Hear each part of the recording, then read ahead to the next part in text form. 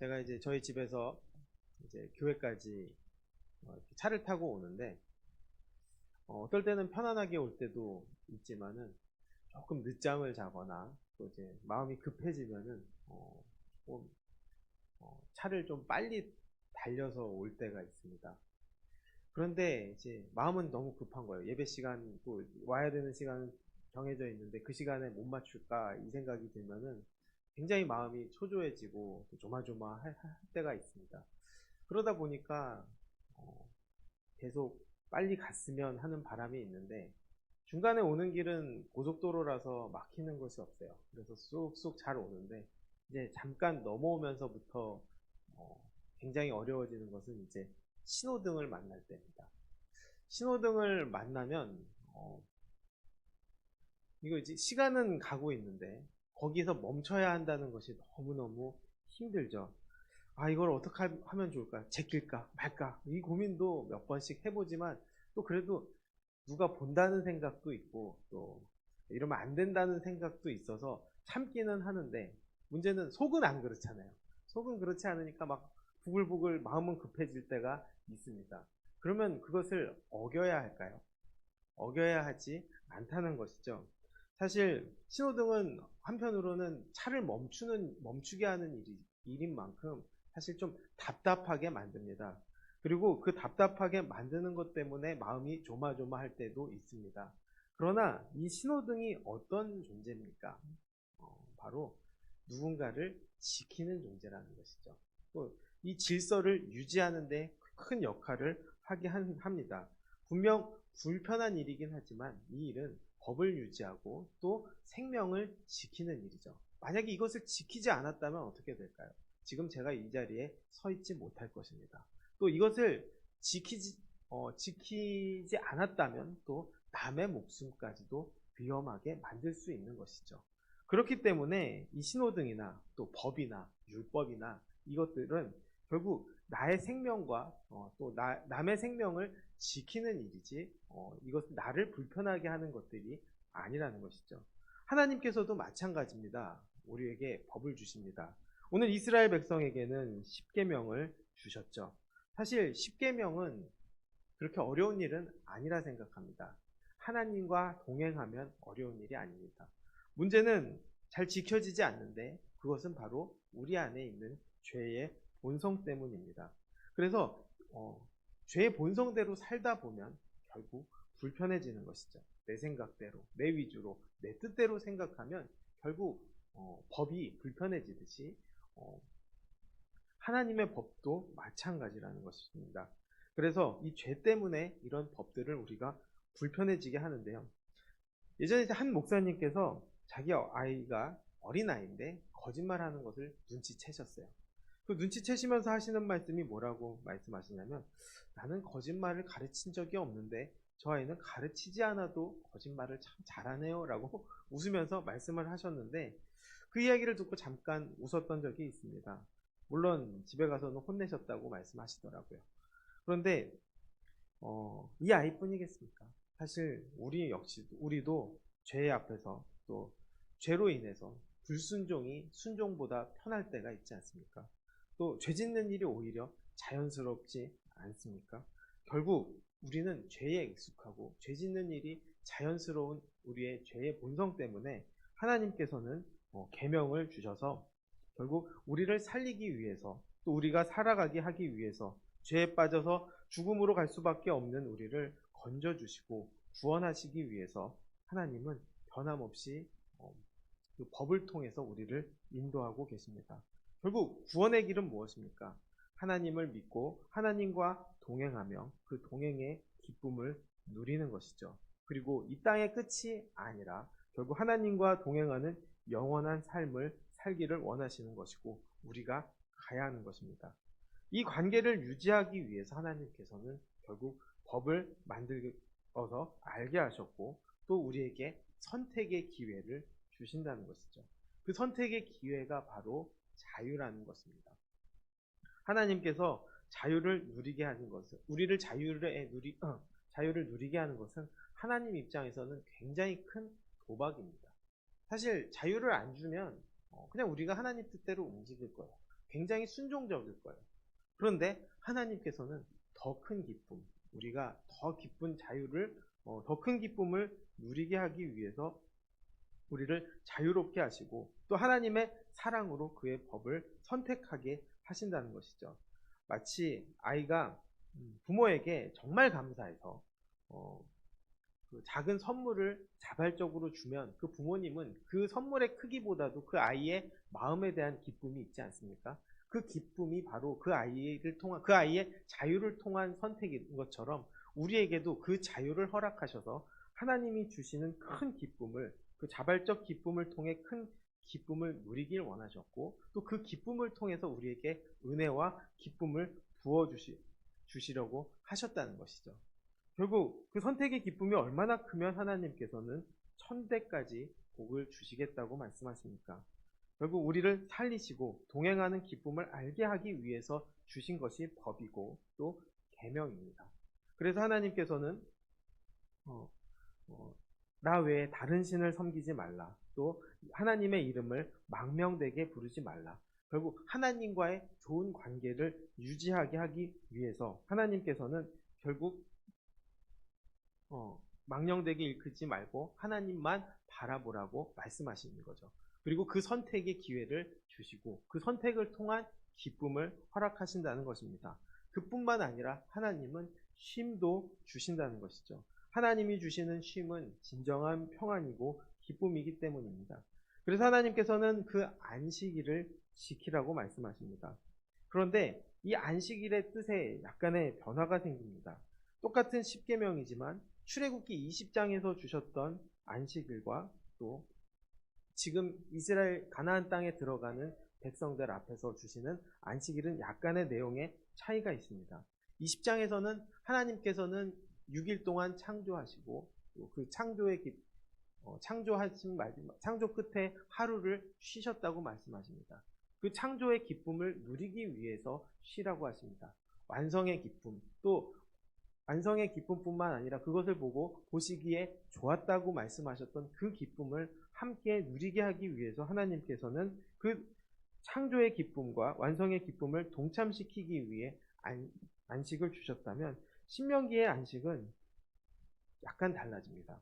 15절 말씀을 보면 내가 애굽 땅에서 종이 되었더니 내 하나님 여호와가 강한 손과 편팔로 거기서 너를 인도하여 내었나니 그러므로 내 하나님 여호와가 내게 명령하여 안식일을 지키라고 말씀하시죠.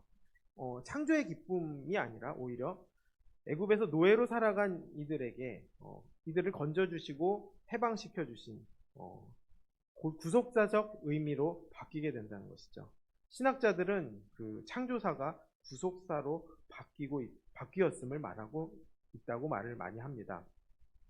이렇게 보면 하나님의 마음이 약간 변한 것인가요? 또 하나님의 생각이 달라지신 건가요? 우리는 이런 생각을 할 수 있겠지만 사실은 그렇지 않습니다. 하나님은 사랑하시고 또 구하시기 위해서 이 말을 하시는 것입니다. 처음부터 이 성경 말씀은 하나님의 구원의 이야기입니다. 또 하나님께서 우리를 사랑하시는 이야기입니다. 죄에 빠진 우리를 건져내시고 또 살리기 위한 마음이 가장 큰 물줄기임을 잊어서는 안 된다는 것이죠. 이것이 바로 하나님의 뜻의 본질입니다. 살리기 위해서라면 하나님께서는 그 기준도 바꾸십니다. 안식일의 기준은 이때만 바뀐 것이 아닙니다.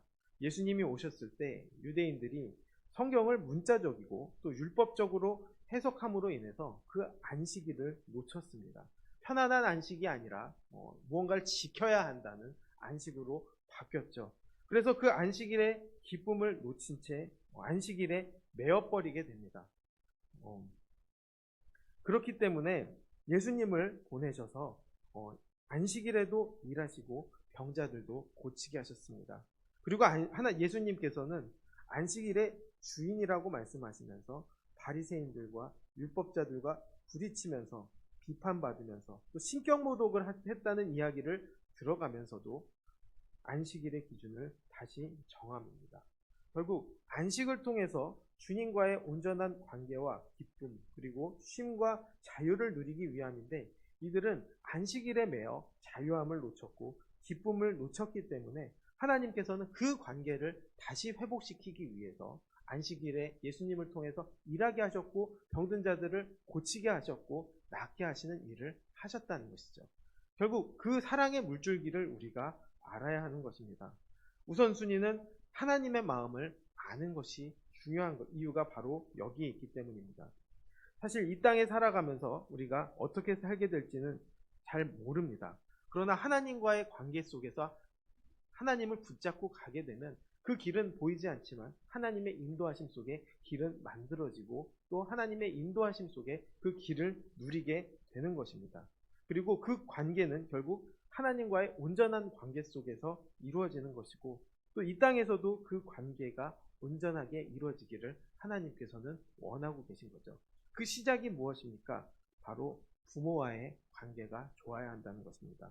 16절 말씀을 보면 너는 내 하나님 여호와께서 명령한 대로 내 부모를 공경하라. 그리하면 내 하나님 여호와가 내게 준 땅에서 내 생명이 길고 복을 누리리라 라고 말씀하십니다. 부모와 좋은 관계를 누리기를 원하시는 것이죠. 부모된 기쁨이 무엇입니까? 바로 하나님이 가지셨던 그 기쁨입니다. 하나님은 부모를 이렇게 대리인으로 세우십니다. 그래서 부모와의 관계가 중요한 것이죠. 부모와의 관계가 좋으면 사랑의 기쁨을 누리게 되는 것이고 또 나의 잘못과 내 허물이 있어도 또 감싸고 용서받는 기쁨을 누리게 됩니다. 또 그 안에서 성경에서 말씀하시는 도피성의 기쁨도 누리게 된다는 것이죠. 그렇기 때문에 그 하나님과의 관계 속에서 하나님과의 관계가 좋다면 부모와의 관계도 당연히 좋을 수밖에 없다는 것이죠. 그런데 이것이 반대로 되면 어떻게 될까요? 바로 관계의 기초가 달라지게 됩니다. 전혀 달라지게 되는 것이죠. 부모와의 관계가 나쁘면 하나님과의 관계도 나빠질 수밖에 없습니다. 또 부모와의 관계가 좋지 않아서 마음 아파하는 사람들도 우리 주변에 얼마나 많습니까? 그렇기 때문에 주님의 사랑을 통해서 다시 회복되기를 원하는 것이죠. 결국 부모를 공경하라고 말씀하시는 이유가 있습니다. 부모를 공경해야 서로 사랑할 수 있는 것이고 또 부모는 이미 사랑하고 있기 때문에 그 관계 속에서 회복되기를 원하신다는 것이죠. 그리고 내 존재의 가치의 시작을 알게 한 사람이 부모님 아닙니까? 그래서 그 부모님을 공경하면 결국 그 뿌리가 하나님의 사랑이 있음을 알게 된다는 것이죠. 부모가 주는 그 무조건적인 사랑이 결국 하나님이 주시는 사랑과 연결되어 있다는 것을 우리가 잊지 않게 되기를 바랍니다. 그리고 하나님께서는 부모를 공경하면 내 하나님 여호와가 준 땅에서 내 생명이 길고 복을 누린다고 말씀하십니다. 어떤 후속적인 이야기를 하신 적이 없는데 부모와의 관계 속에서는 그 후속적인 이야기들을 하고 계시지 않습니까? 그만큼 부모님과의 관계가 중요하다는 것이죠. 그 관계가 있다면 결국 무너진 관계들이 회복될 것이고 또 그 관계 속에서 무너진 이 시대 속에서도 새롭게 올바른 관계가 해결되지 않을까 생각되게 됩니다. 결국 그 관계가 좋아야지만이 이 땅에서 회복을 누리고 또 은혜를 누린다는 것을 이 십계명을 통해서 계속 말씀하고 계신 거죠. 결국 하나님과의 관계, 그 첫 단추가 잘 끼워지면 결국 하나님과의 관계 속에서 하나님이 주시는 계명들을 잘 따르게 될 것이고 또 그 주신 관계 속에서 부모와의 관계도 당연히 좋아질 수밖에 없는 것이고 그것도 이어짐으로 인해 하나님께서는 그 나머지 율법도 쉽게 지킬 수 있을 것을 말씀하고 계십니다. 17절부터 20절 말씀을 보면 살인하지 말라, 간음하지 말라, 도둑질하지 말라, 내 이웃에 대하여 거짓 증거하지 말지니라 라고 말합니다. 사실 우리가 잘 안 하는 일입니다. 사실 여기서 우리가 살인한 사람이 있겠습니까? 또 여기서 간음한 사람이 있겠습니까? 또 도둑질하는 일이 있겠습니까? 또 거짓말을 쉽게 하는 일이 있겠습니까? 그런 일은 많지 않습니다. 그런데 문제는 무엇일까요? 결국 그것을 마음에 품는 일은 굉장히 많다는 것입니다. 예수님께서는 그것을 마음에 품으면 이미 행한 것과 다름이 없다라고 말합니다. 이것을 마음에 품으면 그것을 하지 않았다 할지라도 이미 무너진 것이라는 거죠. 그런데 그 마음이 어디서부터 시작이 됩니까? 결국 관계가 무너졌을 때부터 시작이 됩니다. 관계가 무너지면 마음에 상처가 생기고, 또 마음에 상처가 생기면 주님의 은혜 없이 살다 보니까 나도 모르게 이러한 일들을 저지르게 되고 또 마음에 품게 됩니다. 그것이 마음에 품어졌을 때 결국 그 마음에 품어진 것들이 어떤 형태로든 드러나게 되는데 결국 관계가 깨지게 되는 것이고 무너지게 되는 것이죠. 그 시작이 어디에 있습니까? 바로 우리 삶 속에서는 탐심에 있지 않나 생각하게 됩니다. 그래서 21절에 보면 이렇게 이야기합니다. 내 이웃의 아내를 탐내지 말지니라.